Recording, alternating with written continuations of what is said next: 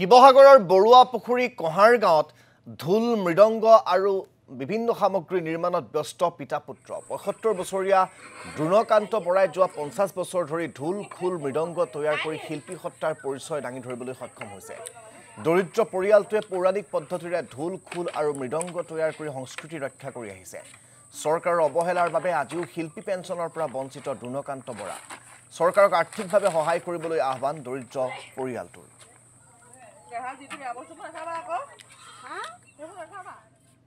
জড়িত প্ৰায় ধৰক দেউতাসকল বায়েন আছিলে। তেতিয়া তেখেতসকলৰ লগত গায়নৰ লগত মানে আমি সৰু অৱস্থাৰ পৰা মানে গায়নৰ লগত যোৱা সাংস্কৃতিক দিশত।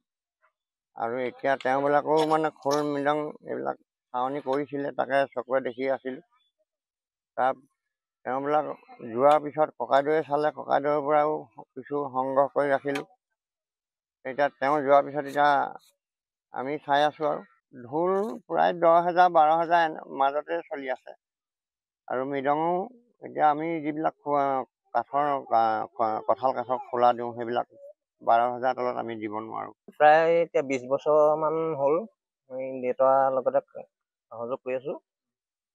উচিত মূল্য যেনেকৈ পাব লাগে তেনেকৈ পোৱা নাই, যিটো হিচাপত পাব লাগে। এতিয়া চৰকাৰে যদি কিবা এটা সহায় কৰিলেহেঁতেন তেতিয়া আমি উচিত মূল্যটো পালোহেঁতেন। এতিয়া আমাৰ বিশেষ বনোৱা হাতীয়াৰখিনিয়ে নাই, কোনশালখন নাই, বটালি নাই। সেইখিনি যদি পালোহেঁতেন তেতিয়া আমি উচিত মূল্যটো পালোহেঁতেন।